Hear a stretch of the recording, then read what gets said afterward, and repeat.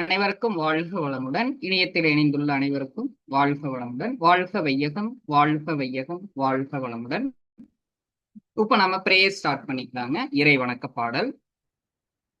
ஆதியினும் பரம்பொருள் மெய் எழுச்சி பெற்று அணுவென்ற உயிராகி அணுக்கள் கூடி மோதி இணைந்து இயங்குகின்ற நிலைமைக்கேற்ப மூலகங்கள் பலவாகி அவை இணைந்து பேதித்த அண்ட கோடிகளாய் மற்றும் பிறப்பு இறப்பிடை உணர்தல் இயக்கமாகி நீதி நெறி உணர் மாந்தராகி வாழும் நிலை உணர்ந்து தொண்டாற்றி இன்பம் காண்போம்.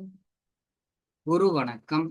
சிந்தையை அடக்கியே சும்மாவிருக்கின்ற சீரறிய செய்த குருவே, அந்த நிலைதனில் அறிவு அசைவற்றிருக்க பெரும் ஆனந்தம் பொங்குதங்கே. இந்த பெரும் உலகமிசை எடுத்த பல பிறவிகளின் இறுதி பயனாகிய சந்ததமும் என்னை மறவாத சார்ந்த வாழ்வழித்தோர் என் சந்தோஷ செய்தி இதுவே, என் சந்தோஷ செய்தி இதுவே. நாம் அப்படியே நேரா உட்காந்துக்கலாங்க. ஒரு சின்ன தவம் செய்து நிகழ்ச்சியில் பங்கேற்கலாம்.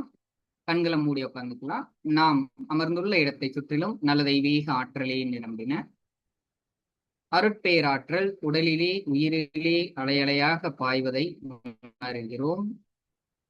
அருட்பேராற்றல் இரவும் பகலும் எல்லா நேரங்களிலும் எல்லா இடங்களிலும் எல்லா தொழில்களிலும் உறுதுணையாகவும் பாதுகாப்பதாகவும் வழி நடத்துவதாகவும் அமையுமாக.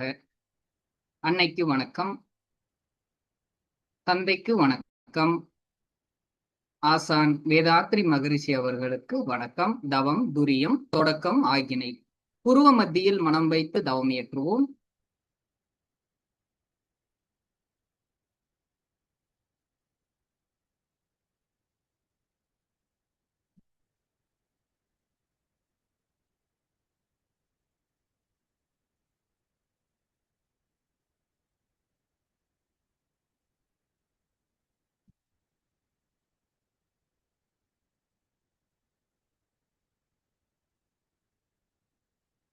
துரியம்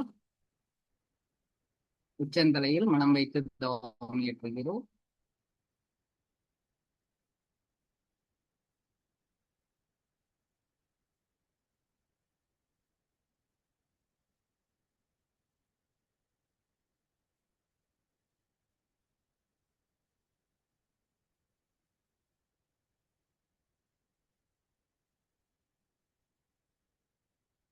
தவத்தை நிறைவு செய்து கொள்கிறோம். தவ ஆற்றல் உடல் முழுவதும் பரவட்டும். சங்கல்பம். அருட்பேராற்றல் கருணையினால் உடல் நலம், நீள் ஆயுள், நிறை செல்வம், உயர் புகழ், மெய்ஞானம் ஓங்கி வாழ்வோம். அருட்பேராற்றல் கருணையினால் உடல் நலம், நீள் ஆயுள், நிறை செல்வம், உயர் புகழ், மெய்ஞானம் ஓங்கி வாழ்வோம். அருட்பேராற்றல் கருணையினால் உடல் நலம், நீள் ஆயுள், நிறை செல்வம், உயர் புகழ், மெய்ஞானம் ஓங்கி வாழ்வோம். ஆழியார் அறிவு திருக்குறள் வாழ்க வளமுடன். வேதாத்ரி மகரிஷி அவர்கள் எழுதிய வேதாத்திரியம் வாழ்க வளமுடன். சேலம் காசகாரனூர் அறிவு திருக்கோயில் வாழ்க வளமுடன். வேதக்கனி யோக வித்யாலயா தவமையம் வாழ்க வளமுடன். என்று இந்த தத்துவ வாராந்திர தத்துவலத்தில் கலந்து கொண்டுள்ள நீங்களும் உங்கள் அன்பு குடும்பமும் வாழ்க வளமுடன். இன்றைய நிகழ்வு சிறப்பாக நடக்க வாழ்க வளமுடன். வாழ்க வையகம், வாழ்க வையகம், வாழ்க வளமுடன். மெதுவாக கைகளை உரசி உள்ளங்கைகளை கண்கள் மேல வச்சுக்கலாம். மெதுவா தலைக்கு மேல கைகளை கொண்டு போய் வணக்கம் சொல்ற மாதிரி வச்சுட்டு ஒரு ஆழ்ந்த மூச்சு இழுத்து விடலாம். மெதுவா முகத்துக்கு நேரா கைகளை கொண்டுட்டு வந்து கைகளை ஓபன் பண்ணி கண்களை திறந்து பார்க்கலாம். வாழ்க வளமுடன். வாழ்க வளமுடன். அனைவருக்கும் வாழ்க வளமுடன். இன்று இந்த நிகழ்வு 2வது நிகழ்வு. கடந்த வாரம் நாம் எல்லாம் வல்ல தெய்வம் அது என்ற இறைவணக்க பாடலை சிந்தித்தோம். இன்று பிரம்மஞான பாடலை சிந்திக்க இருக்கின்றோம். அதற்கு முன்னதாக ஒரு சிறிய அறிமுகம் நமது தவமையத்தை பற்றி புதிய அன்பர்களுக்காக. நமது தவமையம் கடந்த 2021ஆம் ஆண்டு ஏப்ரல் மாதம் 6ஆம் தேதி ஆலியார் துணைத் தலைவர் திரு உழவன் தங்கவேல் ஐயா அவர்களால் நம்ம வேதக்கணி தவமையின் காசக்காரனூர் அறக்கட்டளையின் கீழ் சேலம் 3 ரோட்டில் ஆரம்பிக்கப்பட்டது. தற்பொழுது நம்ம புதிய இடத்துக்கு மாறி கடந்த 3 வருடங்களாக அம்மாப்பேட்டையில் நமது தவமையம் செயல்பட்டு வருகிறது. நம்ம வீடுதோறும் மனவளக்கலை மூலமாக ட்ரிபிள்எஸ் யோகி ஃபவுண்டேஷன் டி எடிசன் சென்டருக்கு நமது யோகா வகுப்புகள் சிறப்பாக நடைபெற்று கொண்டிருக்கிறது. மேலும் நம்ம ஆசிரியர்கள் ஆசிரியைகள் அனைவரும் தொண்டுகள் பல ஆற்றி நன்றாக தொண்டு புரிந்து கொண்டு வந்துள்ளார்கள். இன்று நமக்கு இந்த வகுப்பை எடுத்து கொடுக்க இருக்கக்கூடியவர் திரு சி குணசேகரன் அவர்கள், வேதக்கணி யோக வித்யாலய தவமய தலைவர் மற்றும் வேதக்கணி யோக வித்யாலய நிறுவனர். ஐயா அவர்கள் பிஹெச்டி ஸ்காலராக ஆலியார் அறிவு திருக்கோயிலில் தற்சமயம் இருக்கிறாங்க. அதே மாதிரி ஒய்சிபி லெவல்ல 6, 7, 3, 4 ஆகிய லெவல்களை முடிச்சிருக்காங்க. டிடிசி யோகா தற்பொழுது வர்ம சிகிச்சையில எல்லாத்துக்கும் ட்ரீட்மெண்ட் பண்ணிக்கிட்டு இருக்காங்க. ஸோ இன்று நாம் சிந்திக்க இருக்கக்கூடிய பாடல் பிரம்மஞான பாடல். வேதாத்ரி மகரிஷி அவர்கள் ஒரே வரியில சொல்லிட்டாங்க, வேதத்தை நான் படித்ததில்லை, வேதத்தின் உட்பொருளாய் என்னை உணர்ந்தேன் அப்படின்னு ஒரே லைன்ல சொன்னதை ஐயா அன்னைக்கு ஒரு பாடல்ல அந்த பாடலை ஒரு விளக்க போறாங்க. பிரம்மஞான பாடல். நாமளும் இந்த இணையத்தில் இணையலாம். அனைவருக்கும் நன்றி. வாழ்க வளமுடன். இப்பொழுது ஐயா அவர்கள் இந்த இதை ஒப்படைக்கிறேன். நன்றி. வாழ்க வளமுடன்.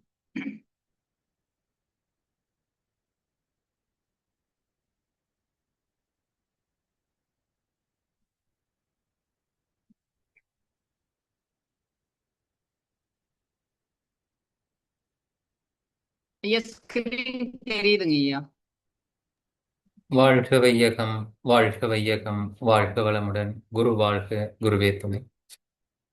இணையத்தில் இணைந்திருக்கும் அன்பு சகோதர சகோதரிகளாகிய உங்கள் அனைவருக்கும் இந்த மாலை பொழுதின் அன்பான வணக்கத்தையும் வாழ்த்துக்களையும் தெரிவித்துக் கொள்வதோடு, இந்த நிகழ்வு நிறைவாக அமைய எல்லாம் வல்ல இறையருளும் குருவருளும் துணை புரியட்டும். வாழ்க வளமுடன்.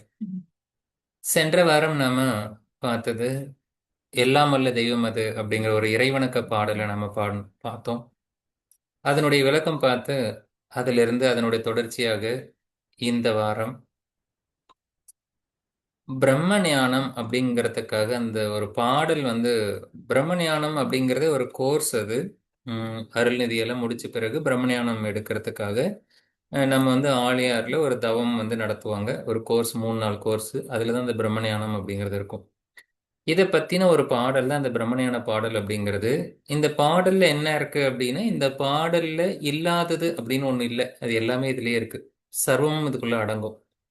எல்லாம் வல்ல தெய்வம் அது அப்படின்னு பார்த்தோம். எல்லா வல்லமையும் வாய்ந்த சர்வத்தையும் சர்வ வல்லமையும் சர்வ பேரறிவும் உள்ள இறைவனை, சர்வ ஞானமும் உள்ள இறைவன் அப்படிங்கிறத போன பாடல்ல பார்த்தோம். அந்த பாடலை புரிஞ்சுக்கிறதுக்கும் அந்த பாடலை விளங்கி கொள்வதற்காகவும் இந்த பாடல் இருக்கு. அதனால இந்த பிரம்மஞான பாடல்ல இருந்து நமக்கு பிரம்மஞானம் அப்படிங்கிறத அறிந்து கொள்வதற்காக தான் இந்த பாடல் நம்ம இன்னைக்கு எடுத்து இதனுடைய இது பார்க்குறோம். இதுல இறைவெளியே தன்னிருக்க சூழ்ந்தழுத்தும் ஆற்றல், இதன் திணிவு மடிப்பு விழ சுழலும் நுண்விண்ணாம், நிறைவெளியில் விண்சுழல நெருக்குகின்ற உரசல், நிலைவெளியில் எழுப்புகின்ற நேரலைகள் காந்தமாம், மறைபொருளாம் காந்தம் தன் மாத்திரைகள் ஐவகை, மலைக்காதீர் விண்கூட்டம் மாபூதம் ஐந்துமாம், முறையாய் அக்காந்த அலை மனமாம் உயிர் உடல்களில் மதி உயர்ந்து இவ் உண்மை பெற மாபிரம்ம ஞானமாம். எது பிரம்ம ஞானம் அப்படிங்கிறதுல சொல்லி அதை உணரும் போது அது மாபிரம்ம ஞானம் அப்படிங்கிறத சொல்றாங்க. இந்த பகுதியை நம்ம பார்க்கறதுக்கு இந்த பாடல்ல கொஞ்சம் தனித்தனி வார்த்தைகள்லாம் பார்த்துட்டு அதன் பிறகு இதை பத்தி நம்ம இந்த பாடல் நம்ம பாடி இன்னைக்கு இந்த வகுப்பை நம்ம நிறைவு செய்யலாம். இதுல இருக்கக்கூடிய ஒரு முக்கியமான வார்த்தை இதுல பாத்தீங்கன்னா 2, அதாவது 4 வரி பாடல். இது 4 வரியில இந்த ஒட்டு மொத்த பிரபஞ்சத்தினுடைய கிரியேஷன் நாம இருக்கிறதுல இருந்து எல்லாமே இதுல இருக்கும். இதுல இறைவெளி அப்படின்னு ஒரு வார்த்தை இருக்கு. அப்புறம் வந்து நிறைவெளி அப்படின்னு ஒரு வார்த்தை இருக்கு, நிலைவெளி அப்படின்னு ஒரு வார்த்தை இருக்கு. இந்த 3 வார்த்தையுமே வந்து இறைவெளியை குறிப்பிடுற ஒண்ணே ஒண்ணுதான். இதுக்கு எல்லாத்துக்கும் 3த்துக்கு ஒரே ஒரு மீனிங் தான். இதுல இறை, நிறை, நிலை இப்படிங்கிற 3 வார்த்தையும் எடுங்க. இறைனா இறைவனை சொல்லக்கூடியது, நிறைனா எல்லாமே நிறைஞ்சு இருக்கிறது, நிலைனா நிலையானது. அப்போ இந்த 3 வார்த்தையும் வச்சுக்கோங்க. அது கூட இந்த வெளி அப்படின்னு ஒரு வார்த்தை இருக்கு பாருங்க. இதெல்லாம் காமனா இருக்கிறது. வெளி, வெளி, வெளி அப்படின்னு இருக்கு. இந்த வெளியை நீங்க புரிஞ்சுக்கணும் அப்படின்னா, இதுல இந்த பஞ்சபூத தத்துவங்கள்ல எடுத்தீங்கன்னா நிலம், நீர், நெருப்பு, வளி, வெளி அப்படின்னு சொல்றோம். அதை நம்ம வழக்கமா எப்படி பயன்படுத்தோம்னா நிலம், நீர், நெருப்பு, காற்று, விண்ணு அப்படின்னு பயன்படுத்துவோம். அப்போ வளின்னா சாதாரணமா நம்ம அறிவியல்ல பயன்படுத்துற வார்த்தை தான். வளிமண்டலம் அப்படின்னு சொல்றோம்ல, அதுதான் வளி. வளிமண்டலம். மண்டலம்னா தொகுப்பு. அப்போ வளிமண்டலம்ங்கிறது தொகுப்பு தொகுப்பா இருக்கக்கூடிய வளி அப்படின்னு சொன்னா அது வந்து காற்று மண்டலம் அப்படிங்கறதா வளிமண்டலம். வளிமண்டலம் தெரியும்ல, நம்ம வரலாறு ஹிஸ்டரியில சின்ன வயசுலயே படிச்சிருப்போம். அது வளிமண்டலம். அப்ப காற்றோட ஒரு கவரப்பட்டது இந்த நில உலகத்தை வளிமண்டலம் அப்படி சொல்லுவோம். அதை தாண்டி இருக்கிறது வெளி அப்படின்னா, அது தாண்டியும் இருக்கு, வெளியவும் இருக்கு, உள்ளாரையும் இருக்கு. அதுதான் அது வெளி அப்படிங்கிறது. இந்த வெட்ட வெளி அப்படின்னு ஒரு வார்த்தை நம்ம பயன்படுத்தலாம். இந்த வெளி அப்படிங்கிற ஒரு வார்த்தைக்கு யாருக்கு அர்த்தம் தெரியுதோ அவங்களுக்கு இறைவனை பத்தி முழுசா தெரியும். ஸோ இறைவனை உணர்றது ஒண்ணு இருக்கு, அறிந்து கொள்வது இருக்கு. திருக்குறள்ல கல்வியியல் ஒண்ணு இருக்கு, அறிவு இயல் ஒண்ணு இருக்கு. அறிவும் கல்வியும் ஒண்ணுன்னு போட்டு குழப்பிக்க வேண்டாம். அறிவு வேற, கல்வி வேற. ஸோ அந்த வெளி அப்படிங்கிறது வந்து இதை பத்தி நம்ம இப்ப தெரிஞ்சுக்கிறோம் பாருங்க, இது கல்வி. இதை நம்ம ரியலைஸ் பண்றோம் பாருங்க, அது ஞானம். ஸோ அது அது ரெண்டுமே இந்த இந்த பாடல் வந்து நமக்கு புரிய வைக்கும். இப்ப பிரம்மம்னா என்ன, ஞானம்னா என்ன? பிரம்மம் வேற, ஞானம் வேற இல்ல, ரெண்டும் ஒண்ணுதான். பிரம்மத்தினுடைய ஸ்வரூபமே ஞான ஸ்வரூபம் தான். அது நம்மளே தான் நம்மளை பத்தி சொல்லும்போது இதெல்லாம் இப்படி பிரிவுகளா நம்ம பிரிச்சிருக்கோம். இப்போ இந்த வார்த்தையை எடுத்துக்கோங்க.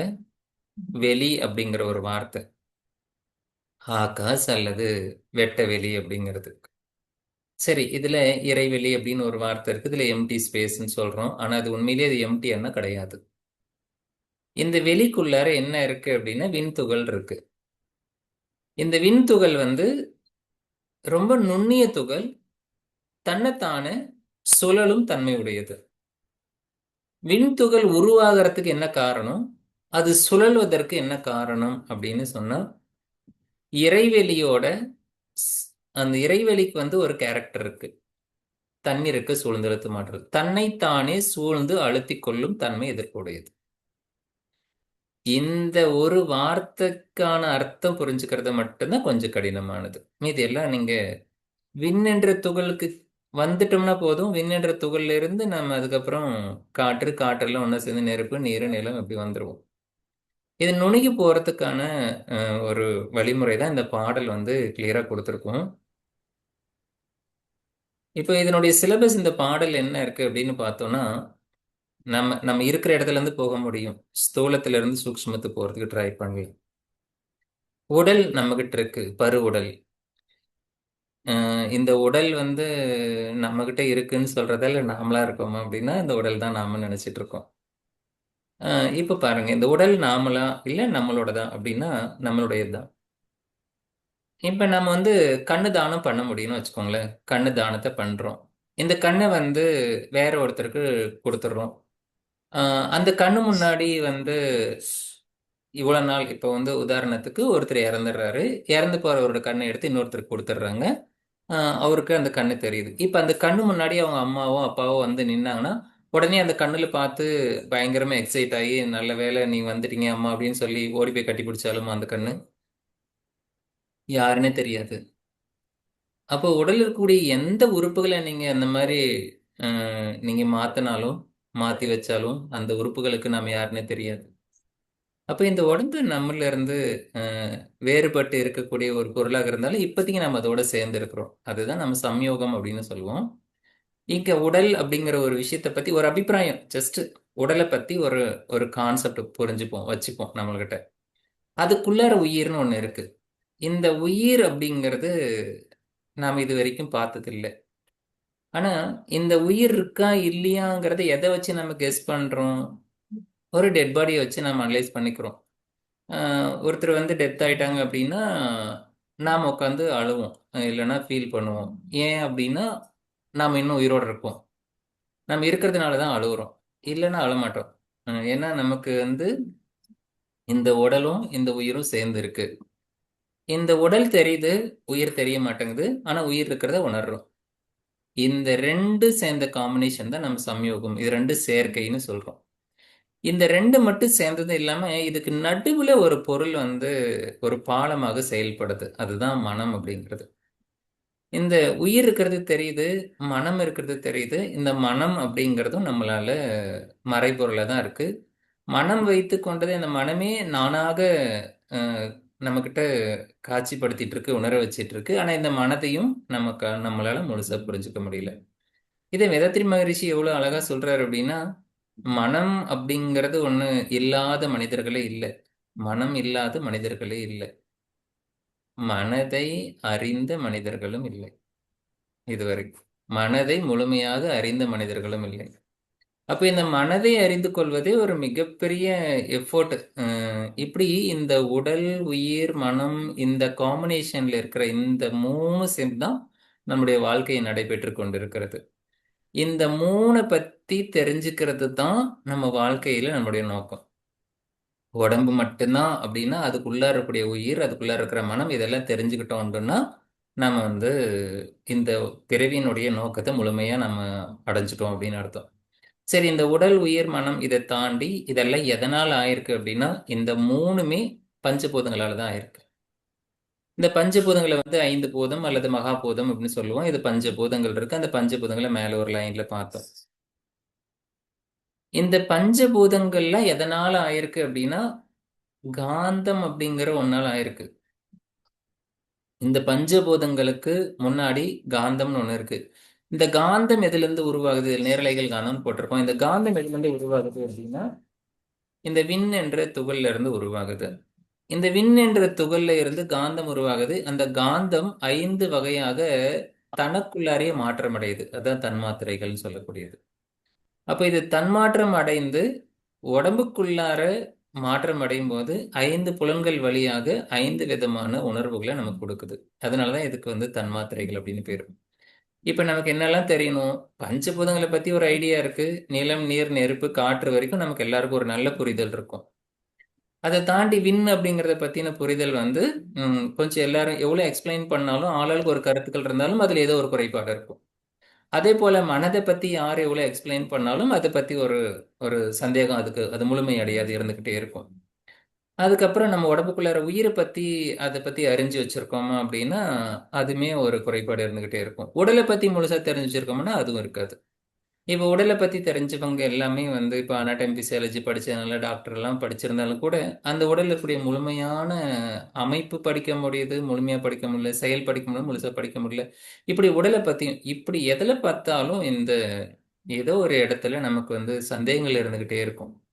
இந்த மாதிரியான சந்தேகங்கள் எல்லாம் எப்படி நாம நீக்க முடியும் அப்படிங்கிறதுக்காக தான் இந்த பிரம்மஞான பாடல். இப்போ இந்த பாடல்ல வந்து இறைவெளி, இப்போ உங்களுக்கு ஒரு ஸ்க்ரீன்ல இப்போ நான் போட்டிருக்கிறது வந்து உங்களுக்கு எதுவுமே இல்லாத மாதிரி இருக்கும். ஆக்சுவலாக உங்களுக்கு நான் ஸ்க்ரீன் ஷேர் பண்ணியிருக்கேன். தெரியணும்னா மேலே பாருங்க, அதுக்கு அடுத்த ஸ்லைடு, அதுக்கு அடுத்த ஸ்லைடு.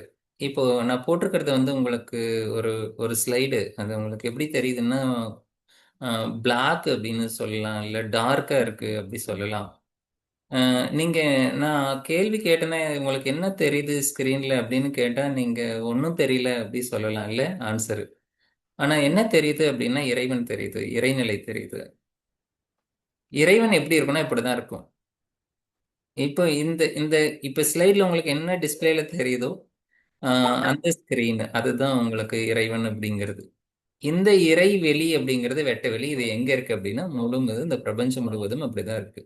இதுக்குள்ளதான் இப்ப நம்ம உட்காந்து பேசிட்டு இருக்கோம், கிளாஸ் கவனிச்சிட்டு இருக்கோம். இந்த மாதிரி ஒரு எம்டி ஸ்பேஸ்ல இதுக்குள்ளார ஒரு மின்துகள்கள் எப்படியோ ஒவ்வொன்றா ஒவ்வொன்றா உருவாகுது. இதுக்கு காரணம் வந்து இந்த இறைவெளியே அதுக்குள்ளார ஒரு செல்ஃப் கம்ப்ரசிவ் ஒரு போர்ஸ் இருக்கு, ஒரு ஆற்றல் இருக்கு, ஒரு எனர்ஜி இருக்கு. அந்த ஆற்றல்ல இருந்து தான் இந்த விண் அப்படிங்கிற துகள் உருவாகுது. இந்த விண் என்ற துகள்ல இருந்து தான் இப்ப இங்க வந்து ஒரே ஒரு கோடு போட்ட மாதிரி இருக்கும். ஆக்சுவலா அந்த கோடுக்குள்ளார பாருங்க நிறைய டாட் இருக்கு. நிறைய புள்ளிகள்லாம் சேர்ந்து அந்த கோடு கோடா இருக்கிற மாதிரி இருக்கும். இப்போ ஒரு ஒரு வெட்ட வெளியை நீங்க எடுத்துக்கிட்டோன்னா, இந்த கோடு எதுக்காக போட்டிருக்கேன்னா புரியறதுக்காக. இந்த வெட்ட வெளி எம்டி ஸ்பேஸ் ஃபுல்லாவே இப்படிதான் இருக்கும்.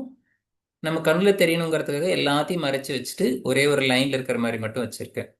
இப்போ இந்த மாதிரி இருக்கக்கூடிய விண்துகள்கள் தான் இந்த ஸ்கிரீன் ஃபுல்லாவே ஸ்ப்ரெட் ஆனா எப்படி இருக்கும். ஸோ ஸ்க்ரீன் ஃபுல்லாக ஸ்ப்ரெட் ஆகி அதுக்குள்ளே இருக்கும். ஆனால் அதுக்கு நடுவில் ஒரு புள்ளிக்கு ஒரு புள்ளிக்கும் நடுவில் ஒரு கேப் இருக்கும். இப்போ இதுக்கு நடுவுலையும் பாருங்க, ஒரு புள்ளி இருக்கு, அதனுடைய நிறைய புள்ளிகள் இருக்கும். ஒரு புள்ளிக்கும் நடுவுலையும் இந்த எம்டி ஸ்பேஸ் இருக்கும், இந்த இறைநிலை அப்படிங்கிறது இருக்கும். இதை ஜஸ்ட் ஒரு புள்ளிக்கும் நடுவில் இது இருக்கு அப்படிங்கிறத மைண்டில் வச்சுக்கோங்க. இந்த மாதிரி தான் இந்த பிரபஞ்சம் முழுவதும் இருக்கக்கூடிய எல்லா துகள்களும் சேர்ந்து இன்னைக்கு கோள்கள் வரைக்கும் வந்து பிரபஞ்சம் வரைக்கும் இப்படிதான் உருவாயிருக்கு. ஸோ இந்த வெட்ட வெளிங்கிறது வந்து இந்த எம்டி ஸ்பேஸ் டார்க் ஸ்பேஸ் அப்படிங்கிறது இந்த நீங்க எவ்வளோ பெருசா எடுத்துக்கிட்டு போனாலும் எல்லாத்துக்குள்ளாரையும் இது ஊடுருவி இருக்கும். அது எல்லாத்துக்குள்ளரையும் ஊடுருவி இருக்கக்கூடியது. அதே போல தனக்குள்ள எல்லாத்தையும் ஊடுருவ செய்யும், எதையுமே தடுத்து நிறுத்தாது. நீங்க கை அசைச்சிங்கன்னா அதை வந்து தடுக்காது. ஒரு டார்ச் லைட் அடிச்சீங்கன்னா ஒளியை வந்து தடுத்து நிறுத்தாது, அது அலோவ் பண்ணும். ஒரு ஒளி போற வேகத்துல அதனுடைய வழியில வேற ஒரு பொருளை வச்சு வேணா தடுக்கலாமே தவிர இறைநிலை தடுக்கவே தடுக்காது. அந்த அளவுக்கு அதே போல அது தனக்குள்ளாரையும் ஊடுருவி இருக்கும். நாம் என்ன நினைக்கலாம், ஒரு ஒரு இருட்டு இருக்கு, இருட்டுல ஒரு டார்ச் லைட் அடிக்கிறோம், அதனுடைய ஒளி ஒரு பாதையில போயிட்டு இருக்கு. இப்ப வெளிச்சம் போன உடனே அந்த இறைவெளி டார்க்னஸ் நம்ம மறைஞ்சிருச்சு அப்படின்னு சொல்லுவோம். ஆனா அந்த ஒளிக்குள்ளார எல்லா கலரையும் இருக்கக்கூடிய அந்த பிளாக் கலர் இதுக்குள்ள ஒளிஞ்சிருக்கு. நீங்க அந்த வெளிச்சத்தில் இருக்கக்கூடிய கலர் எல்லாம் ரிமூவ் பண்ணிட்டீங்கன்னா என்ன இருக்கும்னா பிளாக் தான் இருக்கும். அதுக்குள்ள அது ஊடுருவி இருக்கும். இந்த மாதிரி இந்த இறைவெளி வந்து தனக்குள்ள எல்லாத்தையும் ஊடுருவுறதையும் தனக்குள்ள அது ஊடுருவுறதையும் அதனுடைய கேரக்டரா வச்சிருக்கு. இப்படிதான் இந்த பிரபஞ்சம் வந்து கொண்டு இதுல ஒரு நில உலகம் உருண்டை வரைக்கும் வந்திருக்கு. இந்த உலகத்துல தான் நாம பஞ்சபூதங்களை கோர்வையா கொண்டு இதெல்லாம் ஆராய்ச்சி பண்ணக்கூடிய அளவுக்கு அறிவு வளர்ச்சியோட மனிதன் அப்படிங்கிற ஒரு பரிணாம வளர்ச்சியில நாம வந்து உட்காந்துட்டு ஆராய்ச்சி பண்ணிட்டு இருக்கோம். இந்த படைப்பு தத்துவங்கள்ல இருந்து வந்திருக்கக்கூடிய ஆரம்பத்துல இருந்து முடிவு வரைக்கும் வந்து நம்மள வரைக்கும் வந்து நாம இதெல்லாம் அறிஞ்சுக்கிறோம் பாருங்க, தெரியறதுக்காக முயற்சி பண்றோம் பாருங்க, அது வரைக்கும் இந்த 4 வரி பாடல்கள் இருக்கும். நம்ம இந்த பாடல்களை இப்ப நாம பார்க்கலாம். இறைவெளியே தன்னிருக்க சூழ்ந்தழுத்தும் ஆற்றல். முதல்ல இந்த ஆற்றல் அப்படிங்கிற வார்த்தைக்கு ஒரு இது எடுத்துக்கோங்க. ஆற்றல்னா எனர்ஜி அப்படின்னு ஒண்ணு இருக்கு. இப்போ நமக்கு சயின்ஸ் எங்க வரைக்கும் போயிருக்கோம் அப்படின்னா எல்லாருக்கும் தெரியும், ஐன்ஸ்டீனோட தேரி எடுத்தீங்கன்னா E = mc². மாஸ் ஒன்று இருக்கும், எனர்ஜி ஒன்று இருக்கும். அப்போ ஒரு ஒரு மாஸ் அப்படின்னு இருந்தாலே அது எதனுடைய சேர்க்கை அப்படின்னா எனர்ஜியோட சேர்க்கை தான். எனர்ஜி தான் சேர்ந்து மாஸ் உருவாகுது. இப்போ நம்மளெல்லாம் டிஸ்இன்டகிரேட் பண்ணிக்கிட்டே போனோம்னா நம்மளுடைய டிஷ்யூ ஒன்று எடுக்கலாம், செல் ஒன்று எடுக்கலாம், அது உள்ள இருக்கிற அதை வந்து பிரிச்சுக்கிட்டே போனோம்னா ஒரு சின்ன ஆட்டம் இருக்கும். ஆட்டத்தை எடுத்து பிரித்து பார்த்தா ஒரு எனர்ஜி தான் இருக்கும். எலக்ட்ரான், புரோட்டான், நெகட்டிவ், பாசிட்டிவ், ஒரு சார்ஜ் தான் இருக்கும். அந்த சார்ஜுக்கு நம்ம போன கிளாஸ்லயே பார்த்தோம், எலக்ட்ரான் வந்து ஒரு கிளவுடுன்னு சொல்றாங்க, இல்லை அதுக்கு ஒரு வட்டப்பாதையில் சுத்துதுன்னு சொல்றாங்க. பிசிக்ஸ் ஒரு மாதிரி ஹேண்டில் பண்ணுது, கெமிஸ்ட்ரி ஒரு மாதிரி ஹேண்டில் பண்ணுது. அப்போ ஒரு ஆற்றல் தான் இருக்கு. அந்த ஆற்றலுக்கு வந்து என்ன இருக்குன்னா தன்னைத்தானே சூழ்ந்தழுத்தும் ஆற்றல் அப்படிங்கிற ஒண்ணு வச்சிருக்கு. இந்த சூழ்ந்தழுத்தும் ஆற்றல் அப்படிங்கிறது வந்து இந்த இறைவெளிக்கு இருக்கு. இறைவெளியோட தன்மையை முதல் வரியில சொல்லுது. முதல்ல இறைவனை அறிமுகப்படுத்துறாரு. இறைங்கிறது வந்து வெளியா இருக்கு. வெளி அப்படின்னு சொன்னா இப்ப நம்ம வீடு இருக்கு, வீட்டுக்கு வெளியே அப்படின்னு சொன்னோம்னா வெளியே போனா எவ்வளவு தூரம் வீட்டுக்கு வெளியே இருக்கு. நீங்க ஒரு டைரக்ஷன்ல போறீங்க, உங்க வீடு வந்து ஒரு வடக்கு பார்த்த வாசப்படி, வாசப்படி விட்டு வெளியே வந்துட்டீங்க.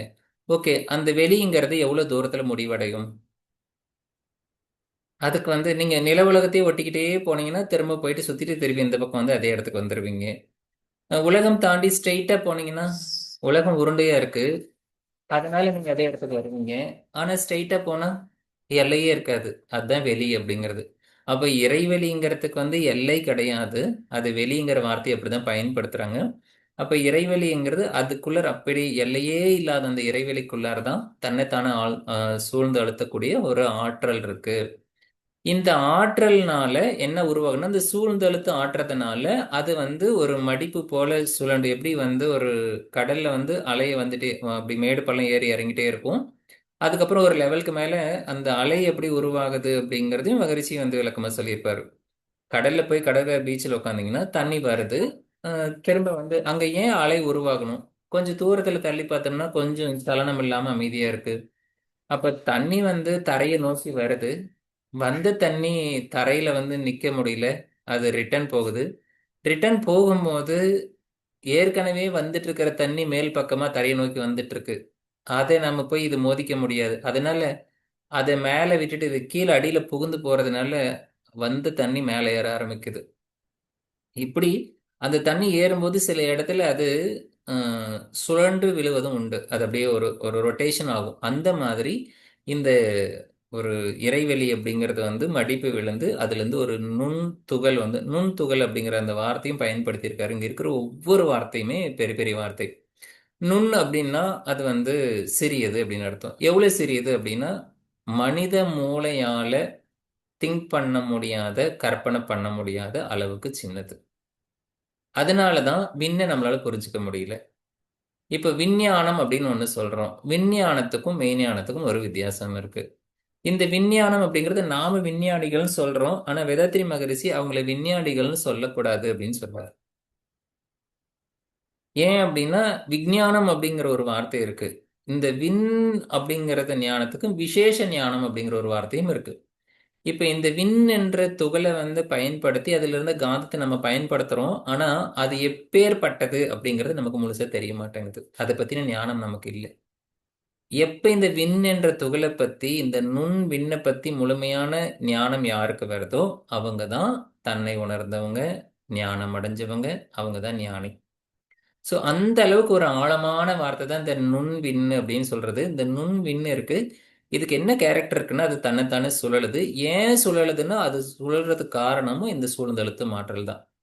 ஸோ ஒரு அலை உருவானது, அதுக்காக வந்து அந்த அலை வந்து நின்றுடுமானா இன்னைக்கு அது அடுத்தடுத்த அலை உருவாகிட்டே இருக்கு. அதே போல இந்த சூழ்ந்தழுத்த மாற்றல விண்துகள் உருவாகும். பிறகு அது மேல அந்த சூழ்ந்தழுத்த மாற்றல் ஆக்ட் ஆகும். அதனால அந்த துகள் வந்து சுழண்டுகிட்டே இருக்கும். இப்படி இது வந்து தொடர்ந்து நிகழ்ந்துகிட்டே இருக்கு. இது எங்க அப்படின்னா இந்த இறைவெளியை அடுத்த வார்த்தையில போடும்போது நிறைவெளின்னு போடுறாரு. இப்ப இந்த விண்துகள் இல்லாத இடமே இல்லை. எல்லா இடத்துலயும் இந்த விண்துகள் நிரம்பிடுச்சு, நிறைஞ்சிருக்கு. இப்ப என்ன சொல்றாரு? இதை வந்து நிறைவெளின்னு சொல்றாரு. விண்துகள் நிறைஞ்ச இடத்த நிறைவெளின்னு சொல்றோம். இந்த நிறைவெளியில விண் சுழல்கிட்டே தான் இருக்கும். ஏன்னா அதுக்குள்ள இருக்கிற அந்த இறைவெளி அதை சூழ்ந்து அழுத்துது. அதனால அப்படி அழுத்தும் போது ஒரு விண்துகளுக்கும் இன்னொரு விண்துகளுக்கும் நடுவுல ஒரு விதமான உரசல் ஏற்படும். அதில் இருந்து இப்போ இந்த நிறைவெளிங்கிறது விண்துகள் நிறைஞ்சிருந்தாலும் கூட அந்த விண்துகளுக்கு நடுவுல ஒரு கேப் இருக்கு, ஒரு இடம் இருக்கு. அந்த இடத்தை தான் அந்த இறைவெளி அல்லது வெட்டவெளி அல்லது நிலைவெளின்னு சொல்றோம். அது நிலையாக மாறாம இருக்கக்கூடியது. இப்ப இன்னொரு வார்த்தையில என்ன புரிஞ்சுக்கலாம்னா விண் என்ற துகள் சுழலக்கூடியது, அது சுழலுது. ஆனா அது வெட்ட வெளியில தானே சுழலுது. அப்ப சுழலாம எது நிக்குதோ அந்த டார்க் ஸ்பேஸ் இருக்கு பாருங்க, அது வந்து நிலைவெளி. அது நிலையா இருக்கு, அதனால அது நிலைவெளி. அந்த நிலைவெளியில இந்த விண் சுழலும் போது அதிலிருந்து ஒரு ஒரு காந்த அலை உருவாகுது. அது என்னன்னா ஒரு ஒரு ஒரு பொருளை அழுத்தும் போது ஒண்ணு ஒண்ணு அழுத்துது அப்படின்னா அங்க ஒரு நெருக்கம் அழுத்தம் உருவாகும் போதே அதுல இருந்து விலக்கு விசை, தள்ளுறதுக்கும் வெளியில தள்ளுறவும் விசை உருவாகும். அந்த காந்தம் அப்படிங்கிறது ரெண்டே ரெண்டு வார்த்தை தான். ஒன்னு இழுக்கும் தன்மை இருக்கு, இன்னொன்னு விலக்கும் தன்மை இருக்கு. ஈர்த்து பிடிக்கும், இன்னொன்னு வெளியே தள்ளும். இது எங்க உருவாகுதுன்னா இந்த விண்துகள் ஒண்ணு ஒண்ணு உரசறதுனால உருவாகுது. இது இந்த அலை வந்து ஒரு நேர் அலையில ஒரு விண்துகள் அழுத்தும் போது இன்னொரு விண்துகளுக்கு நடுவுல இந்த விசை வந்து ஒரு பர்டிகுலர் டைரக்ஷன்ல மூவ் ஆகுது அப்படிங்கிறது தான் இந்த காந்தம் அப்படிங்கிற தத்துவத்தை கொண்டு வந்து அறிமுகப்படுத்துறாரு. இப்ப இறைவெளி இருக்கு, விண்துகள் இருக்கு, நடுவுல நடுவுல காந்தம் இருக்கு. இந்த மூணு தத்துவமே மறைப்பொருள் தான். இந்த மறைப்பொருளை பத்தி அவர் அடுத்த வார்த்தையில சொல்றாரு. இது எல்லாமே மறைப்பொருள் தான். மறைப்பொருளாம் காந்தம். இந்த காந்தம் வந்து மறைப்பொருள். ஆனா அதுவும் தன்னைத்தானே மாற்றிக்கொள்ளும். அப்படி தன்னை மாற்றிக்கொள்வதுதான் தன்மாத்திரைகள் அப்படின்னு சொல்லக்கூடியது. காந்தங்களில் ஏற்படுகின்ற தன்மாத்திரைகள் தான், தன்மாற்றம் தான் தன்மாத்திரை அப்படின்னு சொல்றோம். இந்த தன்மாத்திரைகள் வந்து 5 வகைப்படுது. ஏன் 5 வகைப்படுது அப்படின்னு சொன்னா, நம்மளுடைய உடல்ல இருக்கக்கூடிய 5 புலன்கள் அடிப்படையில இது 5 விதமாக மாறுது. மனிதனுக்கு தான் தன்மாத்திரைகள் 5. இதே ஒரு தாவரத்துக்கு எடுத்தோம்னா, தொடு உணர்வு மட்டும்தான் இருக்கும். அதனால அதுக்கு வந்து தன்மாத்திரை 1. இந்த மாதிரி எத்தனை புலன்கள் இருக்கோ அதன் அடிப்படையில தன்மாத்திரைகள் வந்து மனிதனுக்கு நமக்கு வந்து 5 வகையாக இருக்கு. இத பத்தி நீங்க முதல்ல ஒண்ணும் ஆச்சரியப்படுறதுக்கு ஒண்ணும் இல்ல. இதெல்லாம் எதனால வந்தது அப்படின்னா, இது எல்லாமே இந்த காந்தத்துக்கு முன்னாடி இருக்கக்கூடிய விண்துகள் தான். அந்த விண்துகள் எல்லாம் ஒண்ணா சேர்ந்து தான் இந்த பஞ்சபூதம் வரைக்கும் வந்திருக்கு. இப்போ இந்த காந்தமானது முறையா இக்காந்த அலை. முறை அப்படிங்கிற ஒரு வார்த்தைக்கு வந்து பேட்டர்ன் அப்படின்னு பேட்டர்ன், ரெகுலாரிட்டி, பிரிசிஷன் அப்படிங்கிற ஒரு 3 வார்த்தை பயன்படுத்துவார் மகரிஷி.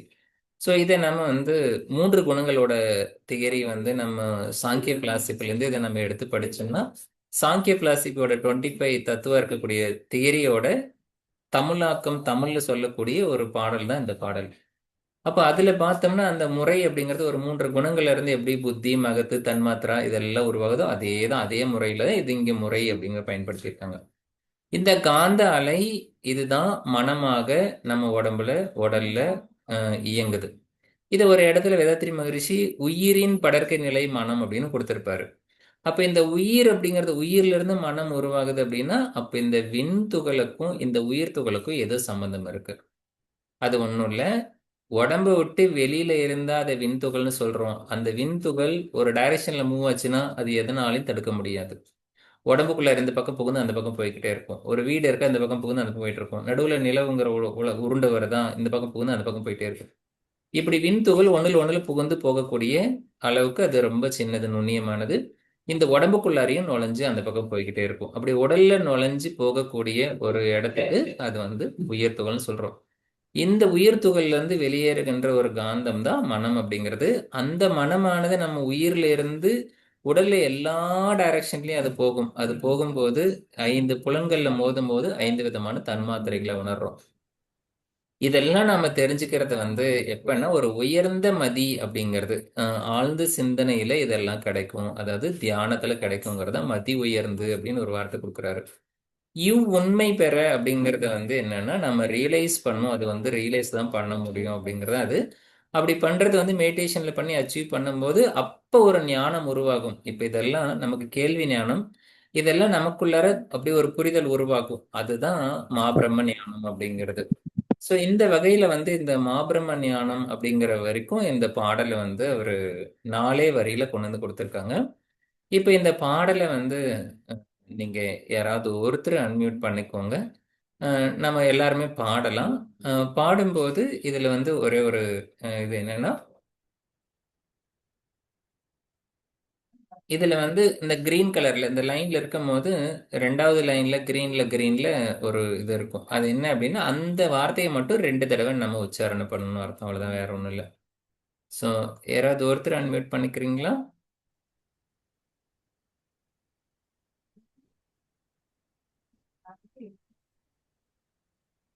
கோகிலாமா அன்மியூட் பண்ணிருக்கீங்களா? Okay, okay. ஸோ எல்லாருமே நீங்க பாடலாம். பாடும்போது எனக்கு ஒரு பாடலுக்கு நடுவுல எவ்வளவு கேப் எடுக்கணும் அப்படிங்கிறதுக்காக நான் வந்து சொல்றேன்.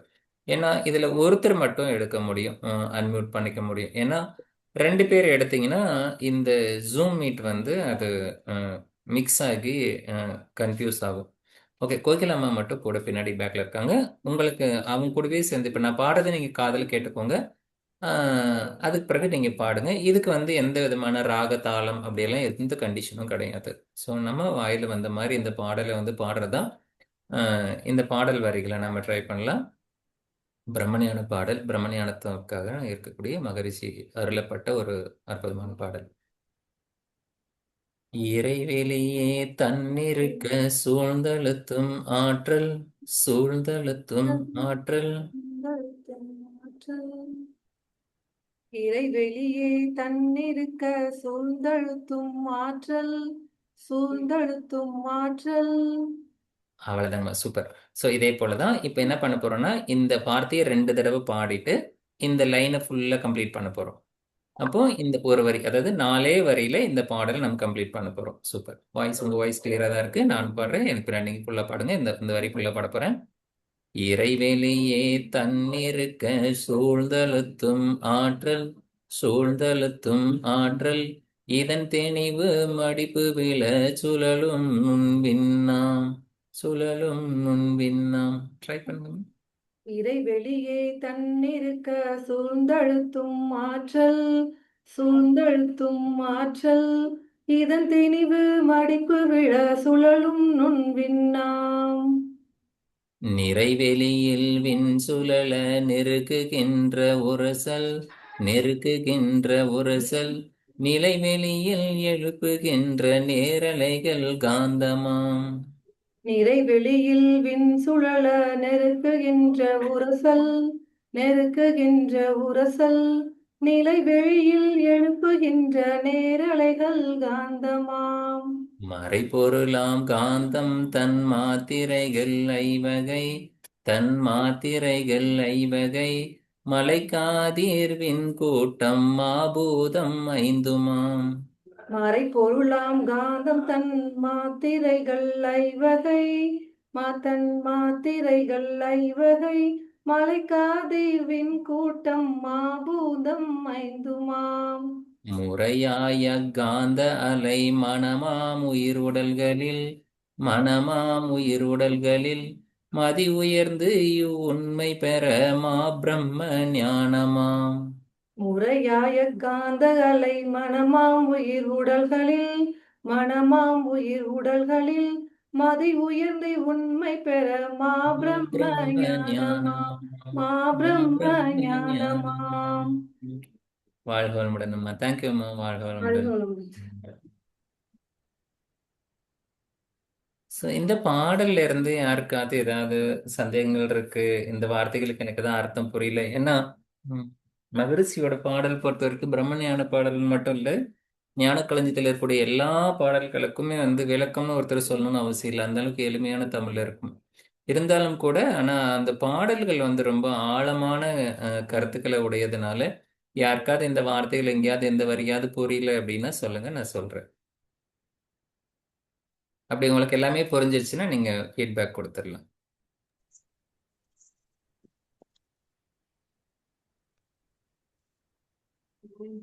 இது உங்களுக்கு இந்த பாடல் வகுப்பு உங்களுக்கு பயனுள்ளதா இருந்ததா, இல்லை மேற்கொண்டு இந்த மாதிரி பண்ணலாமா, சென்ற வாரம் சொன்னது போலவே நீங்க சொல்லுங்க, அப்புறம் நாம கண்டினியூ பண்ணலாம்.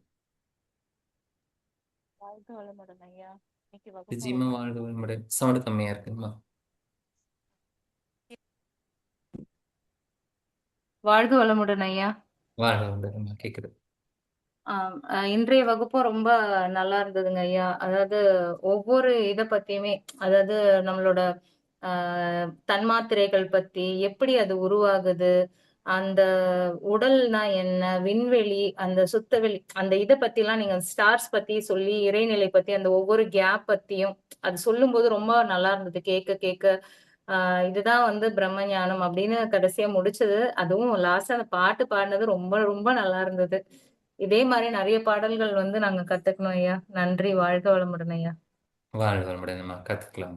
வாழ்க வளமுடன்.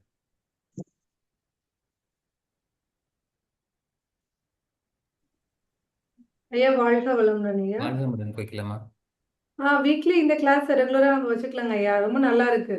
ஏன்னா ரொம்ப நமக்கு பாடல் படிக்கிறோம், தெரிஞ்சுக்கிறோம். பட் ஆனா இன்டெப்தா நமக்கு கொஞ்சம் ஒரு சில விஷயங்கள் புரியாம இருக்கும் போது நீங்க எக்ஸ்பிளைன் பண்ணும்போது இன்னும் நல்ல நாலேஜ் கிடைக்குது அதுல இருந்து.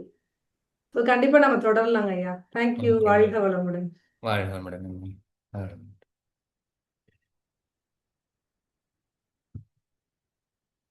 ஸோ இந்த பாடல் மட்டும் இல்லை, இங்கே இருக்கக்கூடிய எல்லா பாடலுமே என்ன சொல்லும் அப்படின்னா, மனிதனுக்கு ஹாப்பியாக இருக்கணும் அப்படிங்கிறது தான் நோக்கம். அப்போ எல்லாருக்கும் என்ன தேவை அப்படின்னா, மனிதன் சந்தோஷமா இருக்கணும் அப்படிங்கிறதுக்கு. அப்போ மனிதன் சந்தோஷமா இருக்கிறதுக்கு என்ன தேவை அப்படின்னும் போது, மனமானது ஏதாவது ஒரு பொருள் அல்லது நம்மளோட தேவைகளை நம்ம அச்சீவ் பண்ணிட்டோம்னா நமக்கு அந்த சந்தோஷம் வரும் அப்படின்னு ஒரு ஒரு அபிப்பிராயம் இருக்கு எல்லாருக்குள்ளாரையுமே. இந்த மனம் அப்படிங்கிறத ஏதாவது ஒன்று அடைஞ்சிருச்சுன்னா அது சந்தோஷம் அடையும் அப்படின்னு ட்ரை பண்ணும். ஆனால் அந்த மனதால் அப்படி அதால் சாட்டிஸ்ஃபைட் ஆக முடியாது. ஏன்னா அதுக்கு அதனுடைய அதனுடைய எல்லையை அதுக்கு எல்லையே இல்லை. இறைநிலை எங்கெல்லாம் இருக்கோ அங்கெல்லாம் நம்ம மனம் இருக்கும். காந்தம் எங்கெல்லாம் இருக்கோ அங்கெல்லாம் மனம் இருக்கும். ஏன் அப்படின்னா ஒரு விண் துகள்ல இருந்து உருவாகின்ற காந்தம் அதுக்கு எல்லையில் அது நேரலை போய்கிட்டே இருக்கும். அப்ப நம்முடைய உடம்புக்குள்ள இருக்கிற உயிர் துகள் அது அது சொல்லும்போது அதுல இருந்து வெளியேறுகின்ற காந்தம் அந்த மனம் அப்படிங்கிறது, அதுக்கும் எல்லையே இல்லை. அப்போ இந்த பிரபஞ்சம் அவ்வளவு பெருசு இருக்கும்போது குட்டியுண்டு உலகத்துல குட்டியுண்டு ஒரு ஏரியால இருந்துட்டு நம்ம ஒரு இடத்துல இருக்கிறத மட்டும் இது நிறைவடையுமானா அடையாது. அது எப்ப அடையும் அப்படின்னா, இந்த உலகத்துல இருந்து எப்படி இது தொடர்பு கொள்ளுது அப்படின்னா, அப்போ வாசனா அப்படின்னு ஒரு கான்செப்ட் இருக்கு. நம்மளுடைய இந்த மூளையை துணை கொண்டு அனுபவித்த அனுபவங்கள்லாம் உள்ளார பதிவுகளா இருக்கு. அந்த நினைவுகளை சுமந்துக்கிட்டு அந்த மனமானது டிராவல் பண்றதுனால இங்க இருக்கிற உலக விஷயங்கள் அது சந்தோஷத்தை தேடிட்டு இருக்கு. ஆனா அது எப்ப நிலையான சுகம் பெறும் அப்படின்னா, அதை தன்னுடைய வாசனைகளை எல்லாம் நிவர்த்தி பண்ணிடுத்துனா மட்டும்தான் அது நிலை பெறும். அப்பதான் அது சுகம் அடையும். அப்போ ஒரு மனிதன் சுகமா இருக்கணும்னா தன்னுடைய நினைவுகள் எல்லாம் நீக்கணும் அப்படிங்கறத மனவளக்கலை அப்படிங்கிறதும் சரி, சித்தவர்த்தி நிரோதம் அப்படிங்கிறது தான். அந்த நிலை வந்தாதான் உங்க மனம் அமைதி அடையும். இதை தெரிஞ்சுக்காம நம்ம முயற்சி பண்ணிக்கிட்டே இருந்தோம்னா இந்த பிறவியினுடைய எடுத்த நோக்கம் வேஸ்டா போயிடும். அப்போ இந்த பிறவியினுடைய நோக்கத்துக்கு என்னன்னா, சந்தோஷம் வேணும்னா அப்ப சந்தோஷத்தை எதன் மூலமா அனுபவிக்கிறோம்? மனம் மூலமா அனுபவிக்கிறோம். மனம் ஏன் நிறைவடைய மாட்டேங்குது அப்படின்னா, மனம் எதை அறிந்து கொள்ள வேண்டுமோ அதை நம்ம அறிந்துக்கிற வரைக்கும் நமக்கு அந்த வேலை இருக்கு. அதுக்காக தான் இந்த பாடல்லாம் நமக்கு சப்போர்ட் பண்ணுது அப்படிங்கிறதுனால தான் இதை எடுத்து படிக்கிறோம். பரவாயில்ல. எனக்கு ஒரு 2 பேர் ஃபீட்பேக்ல நீங்க கண்டினியூ படிக்கலாம்னு சொன்னதுனால கண்டினியூ படிக்கலாம். ஸோ அதுக்கு என்ன பண்ணணும் அப்படின்னா, நீங்க அதாவது நீங்க 2 பேர் இருந்தாலும் நான் ஒரே கிளாஸ் தான் எடுக்க போறேன். 100 பேர் இருந்தாலும் எடுக்க போறோம். ஆனா நம்ம இந்த ஸ்பிரிச்சுவல்ல பொறுத்த வரைக்கும் எல்லாருமே நிறைய பேருக்கு போய் சேரணும் அப்படின்னு ஆசைப்படுவோம். அது நான் மட்டும் இல்லை, எல்லாருமே அப்படிதான். இப்போ நீங்க எந்த ட்ரெடிஷன்ல வேணா போங்களேன். இன்னைக்கு ஆர்ட்ஃபுல்னஸ் போய் பாருங்க. என்கிட்ட இவ்வளவு பெரிய அழகான ட்ரெடிஷன் இருக்கு, இது எல்லாருக்கும் போகணும். வேதாத்ரி மகரிஷி என்கிட்ட அறிவித்திருக்கோயில் இது உலகம் பூரா போகணும். எந்த ட்ரெடிஷன் போனாலும் அவங்க எல்லாருமே இந்த இறை ஞானத்தை பத்தி எல்லாருக்கும் கொடுக்கணும் அப்படின்னு முயற்சி பண்ணுவாங்க. அது மாதிரிதான். ஸோ நீங்க யாராவது உங்ககிட்ட உங்களுக்கு தெரிஞ்சுக்கிட்ட யாராவது பிரம்ம ஞானத்தை பத்தி தெரிஞ்சுக்கிறவங்களுக்கு என்ன கொடுக்குறோம்னா சுகத்தை கொடுக்குறோம். ஸோ நம்ம எதை நம்ம எந்த வகையில நம்ம உறவுகள்ல நம்ம லிங்க் ஆகுறோம்னா ஒருத்தர் சந்தோஷத்தை கொடுக்கறது தான். ஸோ இந்த உலக விஷயங்கள் எல்லாமே சந்தோஷத்தை கொடுக்காது அப்படிங்கிறத நம்ம புரி வைக்கிறதுக்கு அதுக்கு மேலான நிலையான சந்தோஷம்ங்கிறது ஒன்று மனதுக்கு இருக்கு. அதுக்கான ஒரு பாத்து தான் இந்த ஸ்பிரிச்சுவல் பாத்து, ஆன்மீக பாத்து அப்படிங்கிறது.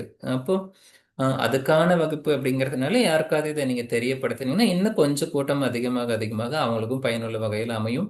அவங்க புரியுதோ புரியலையோ அவங்க கருமை இதில் பதிவாயிடும். இந்த ஜென்மத்திலேயே எந்த ஜென்மத்திலேயே அவங்க அதை முழுமையடைவாங்க. அந்த மாதிரி ஒரு இது ஏன் சொல்றேன் அப்படின்னா, சுவாமி விவேகானந்தர் சொல்லுது, அவங்க கிட்ட சாத்விகம் இருக்கட்டும், தியானம் இருக்கட்டும், அமைதி இருக்கட்டும், சமாதி இருக்கட்டும், ஞானம் இருக்கட்டும், எல்லாம் இருக்கட்டும். ஆனாலும் உங்ககிட்ட ஒரு ஒரு ரஜஸ் இருக்கணும், ஒரு ரஜசிக் குவாலிட்டி இருக்கணும். அந்த ரஜஸ் இல்லைன்னு சொன்னா நீங்க ஞானமே அடைஞ்சாலும் சமுதாயத்துக்கு அது பலன் இருக்காது.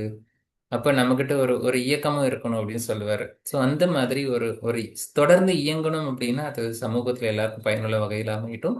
ஸோ வெள்ளிக்கிழமை பண்ணணும் அப்படிங்கிறத பத்தி இல்லை, அதை யாருக்கா தெரியப்படுத்தி இன்னும் கொஞ்சம் பேரை நீங்க சேர்த்தி விடுங்க. அது நம்முடைய புண்ணியங்கள் எல்லாருக்கும் பகிரப்படட்டும். வாழ்க வளமுடன்.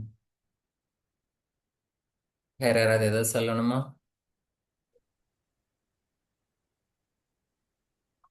வாழ்க வளமுடனையா. வாழ்க வளமுடன்.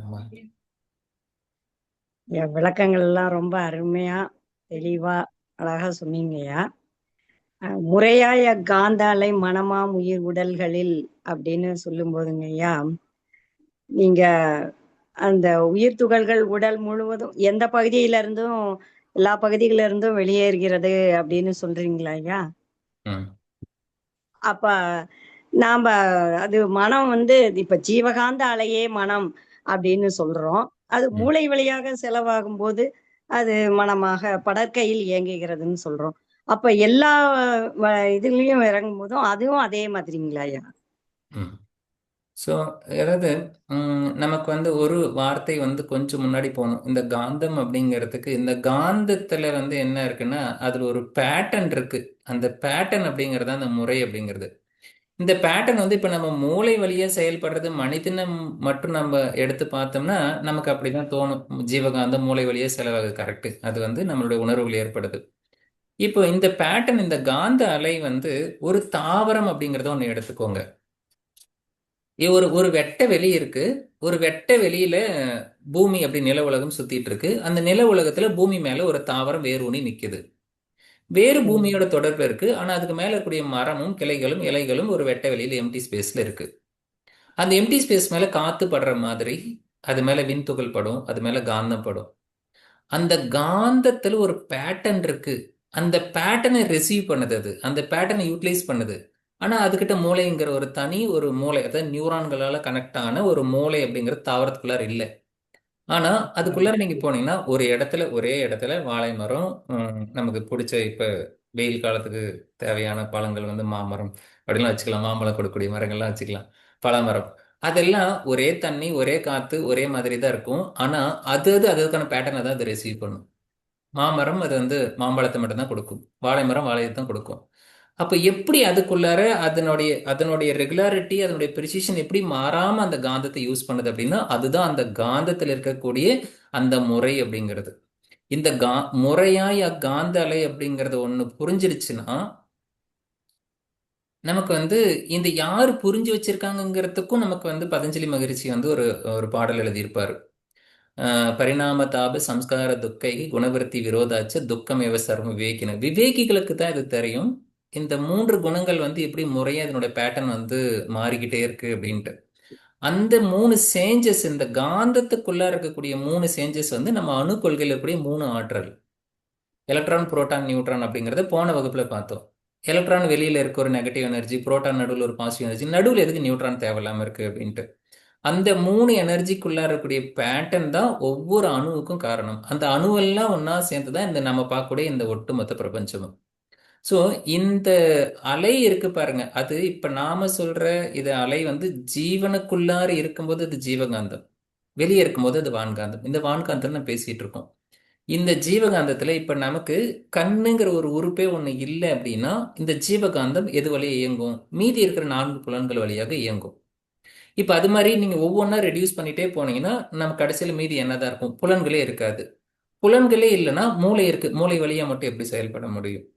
ஸோ நம்மளுடைய சாங்கிய பிலாசபியா இருக்கட்டும், இல்லை இதுக்கு முன்னாடி வேதாந்தமா இருக்கட்டும், எதுல போய் பார்த்தாலும் கண்ணு, காது, மூக்கு இதெல்லாம் 5 உறுப்புகளுக்கு முக்கியத்துவம் கொடுத்திருப்பாங்க. கொஞ்சம் தெளிவா பாருங்க. நாக்கு இருக்கு, மூக்கு இருக்கு, கண்ணு இருக்கு, காது, தோல் இருக்கு. ஆனா மூளையை பத்தி அதுல இருக்கவே இருக்காது. கர்மேந்திரியங்கள் 5, ஞானேந்திரியங்கள் 5 இருக்கும். மூளைன்னு ஒரு பேர் இருக்காது. கை காலுக்கு கூட ஒரு மரியாதை இருக்கு, மூளைக்கு சுத்தமா மரியாதையே இல்லையே பிலாசபில, தத்துவத்துல போய் பார்த்தா. அப்போ மூளை அப்படிங்கிறது எப்படி அப்படின்னா, இப்ப நம்ம லைட் அப்படின்னு லைட் எரியுது அப்படின்னா, அந்த லைட்ல இருக்கக்கூடிய பிரைட்னஸ்க்கு மட்டும்தான் மரியாதை, அதுல இருக்கக்கூடிய பிரகாசத்துக்கு தான் மரியாதை அதிகம். அந்த பிரகாசத்தை ரிமூவ் பண்ணிட்டா அது ஒரு கண்ணாடியாலான ஒரு டியூப் அல்லது ஒரு பிளாஸ்டிக்னாலான ஒரு பொருள், அப்படிதான் அதுக்கு மதிப்பு, அவ்வளவுதான். அந்த மாதிரி இந்த மூளை அப்படிங்கிறது பிலாசபில போய் பார்த்தீங்கன்னா மனம் அப்படிங்கிறதான். மனம்ங்கிறது ஒன்று ரிமூவ் பண்ணிட்டீங்கன்னா மூளைங்கிற ஒரு பொருளே கிடையாது, ஒரு உறுப்பே இல்லை. அப்போ இந்த நம்ம மூளையில செயல்படுகின்ற இந்த மனதுக்கெல்லாம் காரணம் இந்த காந்த அலையில் இருக்கக்கூடிய ஒரு பேட்டர்ன் தான். அதை ரிசீவ் பண்ணி இந்த மூளை என்ன பண்ணும் அப்படின்னா, அது வந்து ஒரு ஃபில்டர். மூளை அப்படிங்கிறது ஒரு ஃபில்டர். என்ன ஃபில்டர் அப்படின்னா, நம்ம அனுபவங்கள் எல்லாம் வாசனாவை உள்ளார பதிவாகிக்கிட்டே இருக்கும். இந்த மனம் எடுத்துட்டு போய் கேரி பண்ணி எடுத்துட்டு போறதை ஒரு இடத்துல ஸ்டோர் பண்ணும். ஸ்டோர் பண்ணது எல்லாம் ஒரே டைம்ல உங்களுக்கு வெளியே வந்ததுன்னா உங்களால எதையுமே பிரிச்சு உணர முடியாது.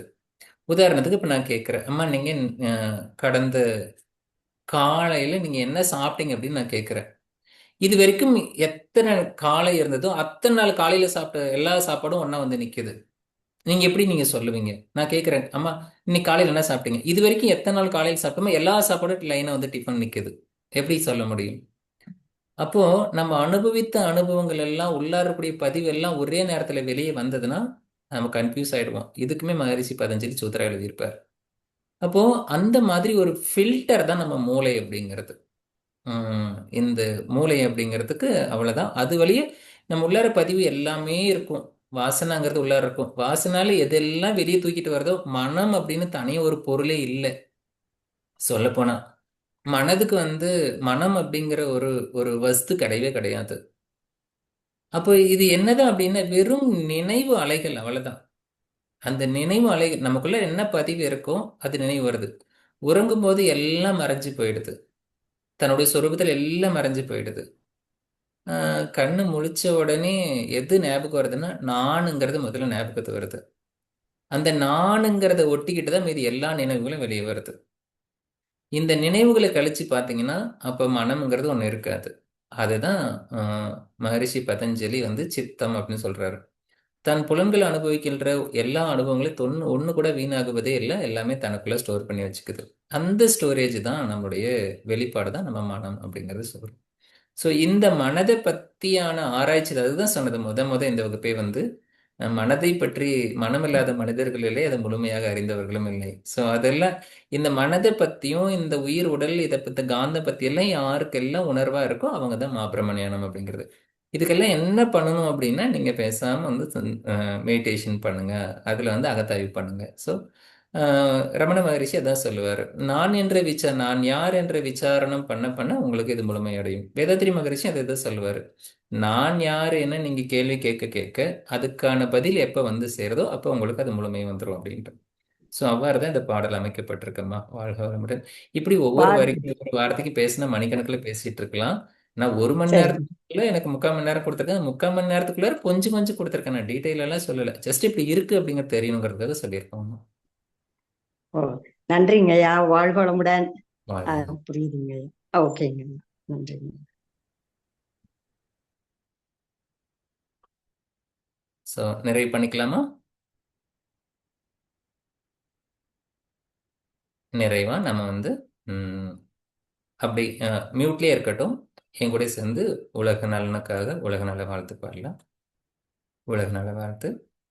உலகமெல்லாம் பருவமழை ஒத்தபடி பெய்யட்டும், உழவரெல்லாம் தானியத்தை உவப்புடனே பெருகட்டும், பல தொழில்கள் புரிகின்ற பாட்டாளி உயரட்டும், பகுத்துணர்வில் தொகுத்துணர்வு பண்பாட்டை உயர்த்தட்டும், கலகங்கள் போட்டி பகை கடந்தாட்சி நடக்கட்டும், கல்லாமை கடன் வறுமை கலங்கங்கள் மறையட்டும், நலவாழ்வை அளிக்கும் மெய் ஞான ஒளி வீசட்டும், நம் கடமை அறவாழ்வின் நாட்டத்தே சிறக்கட்டும், நம் கடமை அறவாழ்வின்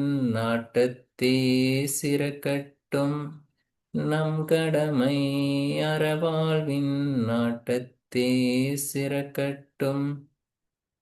வாழ்க வையகம், வாழ்க வையகம், வாழ்க வளமுடன். நம் மனதில் அமைதி நிலவட்டும், நம்மை சுற்றிலும் அமைதி நிலவட்டும், உலகம் முழுவதும் அமைதி நிலவட்டும். ஓம் சாந்தி சாந்தி சாந்தி. அனைவருக்கும் நன்றி. அனைவரும் மகிழ்ச்சியோடு இருங்கள். மங்களம் உண்டாகட்டும். வாழ்க வளமுடன். தேங்க்யூ.